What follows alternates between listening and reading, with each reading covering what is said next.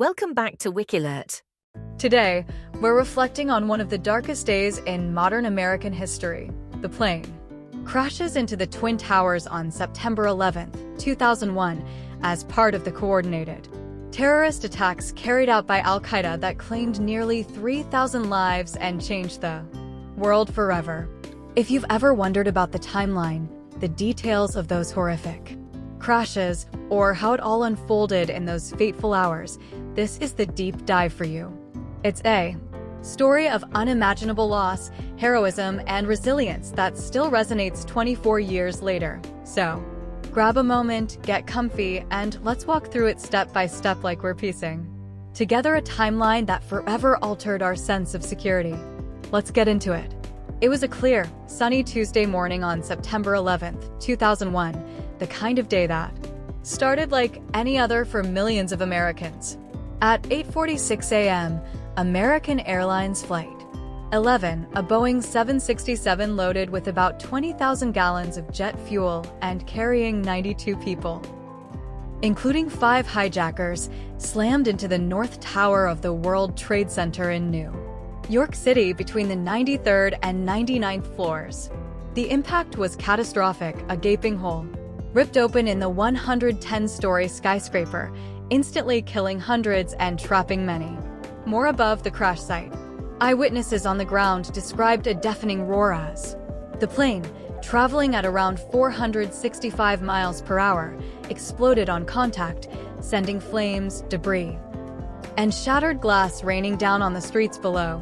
People inside the tower, some on the 91st floor sky lobby, felt the building shake violently, with elevators plummeting and stairwells filling with smoke.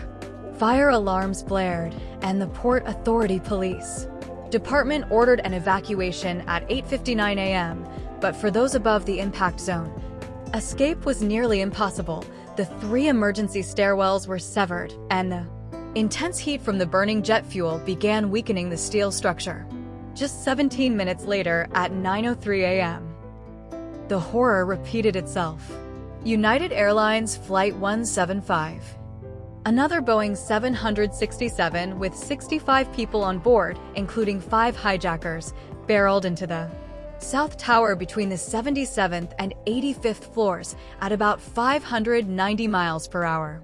This crash was even more visible to the world. Live TV cameras captured the plane slicing through the building like a missile, exploding in a massive fireball that engulfed multiple floors and sent debris flying across Manhattan.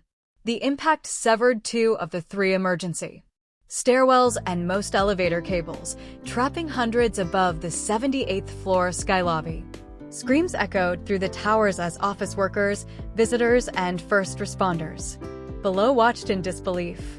By this point, the North Tower was already an inferno, with firefighters from Engine Company 10 and Ladder Company 10 among the first on scene, rushing up the stairs despite the danger.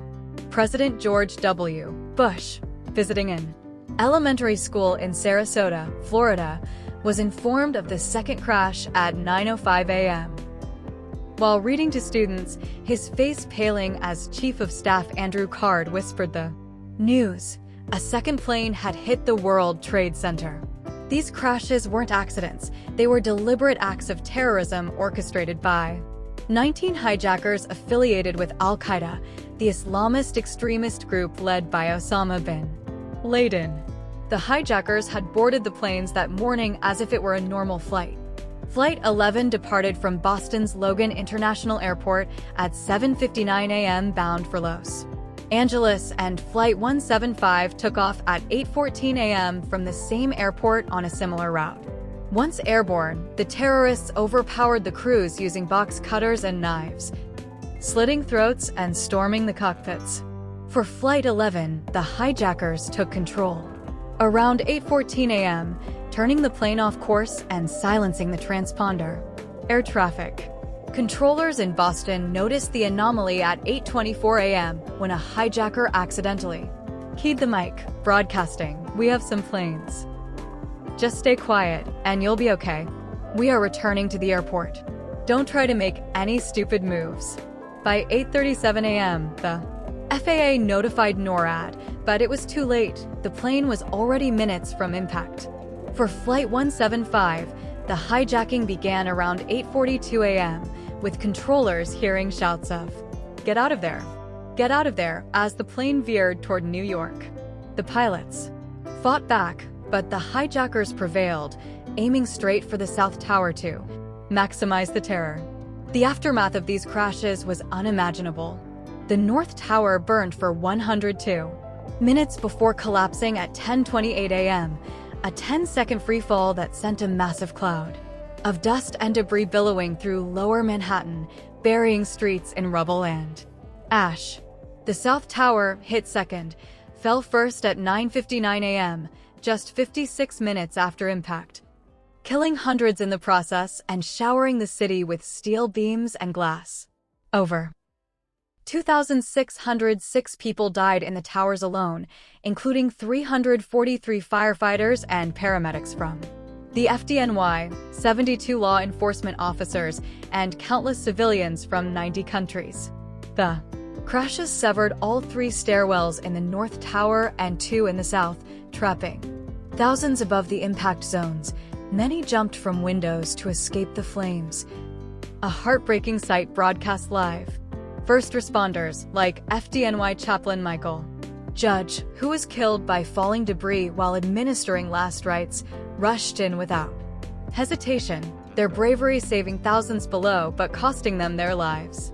The Pentagon was hit by American Airlines Flight 77 at 9:37 a.m., killing 184, and United Flight 93 crashed in Pennsylvania at 10:03 a.m. after passengers fought back, preventing it from reaching the Capitol or White House.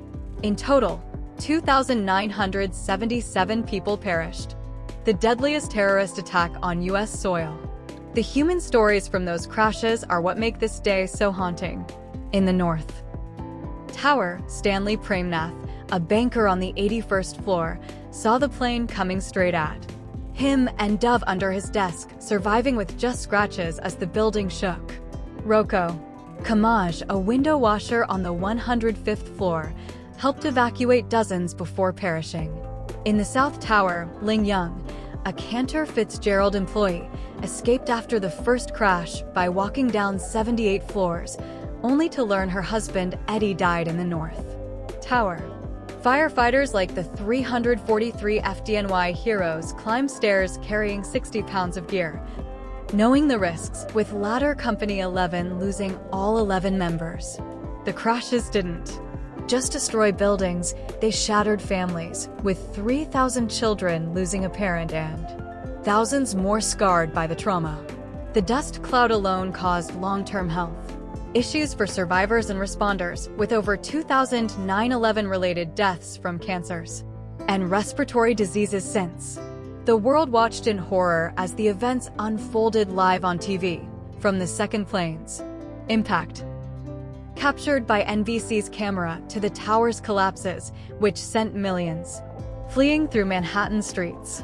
President Bush, after being briefed in Florida, addressed the nation from Barksdale Air Force Base at 12 p.m., calling it an apparent terrorist attack, and later from the Oval Office at 8:30 p.m., vowing justice. The crashes led to immediate chaos. U.S. airspace shut down at 9:45 a.m. under Operation Yellow Ribbon, grounding 4,200 planes and stranding 320,000 passengers. NORAD scrambled F-15s from Otis Air National Guard Base at 8:53 a.m., but communication delays meant they arrived too late. The attacks were masterminded by al-Qaeda, with hijackers trained in Afghanistan and funded through global networks, as detailed in the 9/11 Commission report. 24 years later, the legacy of those crashes endures. The 9/11 Memorial and Museum at Ground Zero features reflecting pools in the tower's footprints inscribed with victims' names, visited by millions annually. The National September 11th Memorial at the Pentagon honors 184 and the Flight 93 National Memorial in Shanksville, Pennsylvania, includes a tower of voices with 40 chimes for the passengers who fought back. The attacks reshaped global security, creating the TSA, launching the war. On terror, invading Afghanistan in October 2001 and leading to the Patriot Act. They claimed 2,977 lives that day, plus thousands more from related illnesses, and changed America's psyche, fostering unity and grief, but also division in the years since. What do you think? How has 9/11 shaped the world we live in today? Drop your thoughts in the comments, hit that like if this reflection moved you, and subscribe for more historical deep dives. Tap the bell so you don't miss the next one. Thanks for rocking with me. Let's never forget, fam.